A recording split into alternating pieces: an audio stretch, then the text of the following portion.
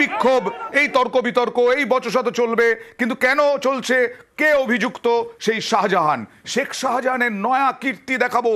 একদিকে এই রকম প্রদেশ কংগ্রেস, বিজেপির ফ্যাক্ট ফাইন্ডিং টিম, সবার বিক্ষোভ চলছে, কিন্তু শেখ শাহজাহানের কীর্তি দেখাবো। একটা জমি, এটা জমি ছিল, বিরাট জমি, 2000 বিঘার জমি। এই জমিতে নোনা জল ঢোকানো হয়েছে নাকি জোর করে। 3 ফসলা জমি ছিল। ভাবা যায় কত টাকার চাষ হতো। কি বলছেন দেখুন অভিযোগকারীরা। এখানে 3 ফসল ধানের জমি চাষ ছিল। জোর পূর্বে নোনা জল ঢুকিয়ে শিবু হাজরা, শাহজাহান শেখ এদের কথা বলে ওদের দুষ্কৃতীরা নোনা জল ঢুকিয়ে এখন মাছ চাষ করছে। প্রতিবাদ করলে ওরা ভয় দেখাতো। এখন কেউ পয়সা পাচ্ছে, কেউ পায় না। 1500 বিঘে টিকে হবে, থানা কোনো ভূমিকা নেয় না। যার ভয় দেখাতো সে তো নেই। এই জমির ভিতরে আমার ভিটে বাড়ি আছে, রায়মঙ্গল নদীর বাঁধ। রাতের অন্ধকারে কেটে জোর করে জল ঢুকিয়ে দেয়।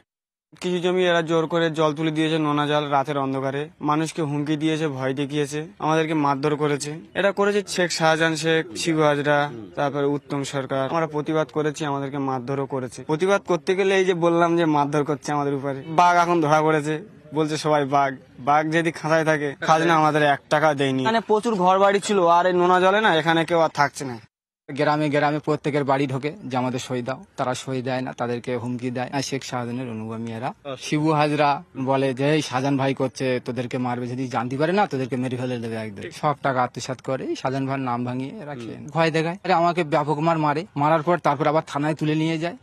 তারপর জনগণ যখন ঝাঁপিয়ে যায়, তারপরে আমাকে আবার ওখান থেকে ছেড়ে দেয়। এইদিকে রায়মঙ্গল নদী, এখান থেকে প্রথমত রাতের অন্ধকারে ড্রিল মেশিন নিয়ে ওরা ফুটো করে জল ঢুকিয়েছে। বাড়ি ঘর দোর সব একদম পুরো অবস্থা পুরো খারাপ হয়ে গেছিল। এরা জোর পূর্বে সব ওই নদীর বাঁধ কেটে এখানে জল ঢুকিয়ে দেয়। জোর পূর্বে পাকা ধানে এরা মই দিয়েছে। এইসব মস্তান বাহিনীরা করেছে, সাধারণ লোকজন এইসব করেছে। ঘর আমাদের ওই সাইডে জমি, এখানে প্রতিবাদ করার কোনো ব্যাপার নেই। মাছে বেশি লাভ হলে কি গরিব মানুষগুলো কি আর সেই মাছের টাকা, যে লিচের টাকাগুলো পাবে? শেখ শাহজাহান বলতেন নাকি যে নোনা জলে সোনা ফলে। কথা বলবো প্রতিনিধি জিয়াউল আলমের সঙ্গে। জিয়াউল, একজন বললেন বাঘ তো এখন ধরা পড়েছেন, সুতরাং আমরা তো এখন প্রতিবাদ করতেই পারি। বাঘ তো ধরা পড়েননি, শেখ শাহজাহান এখনো আছেন, শিবপ্রসাদ হাজরা তিনিও এখন আছেন। তাহলে সাহসটা পাচ্ছেন কোত্থেকে? অভিযোগ কি এখন থানায় জানিয়েছেন? একদম, দেখো, যেহেতু দীর্ঘ কয়েক বছর ধরে এই যে বলা হচ্ছে যে সন্দেশখালীর বাঘ শেখ শাহজাহান, ফলে তিনি এখন অন্তরালে, অর্থাৎ তিনি জনমানুষের সামনে এখন নেই, পুলিশ প্রশাসন তাকে খুঁজে পাচ্ছে না। ফলে তারপরেই এলাকার মানুষজন যে দীর্ঘদিনের ক্ষোভ, সেগুলো আস্তে আস্তে উগরে দিচ্ছে। এবং সন্দেশখালীতে যেটা একেবারে প্রচলিত একটি বাক্য কথা, সেটা হচ্ছে সোনা, নোনা জলে সোনা ফলে। হ্যাঁ, অবশ্যই সোনা ফলছে, এখানে প্রচুর সোনা বা বস্তা বস্তা সোনা হচ্ছে, জলে পাওয়া যাচ্ছে, কিন্তু সেগুলো সবটাই খেয়ে নিচ্ছে এই শাহজাহান বাহিনী। বিঘা কৃষি জমি, যেখানে রায়মঙ্গলের নদীর জল, সেখানে রায়মঙ্গলের পাড় কেটে সে জল ঢোকানো হয়েছিল।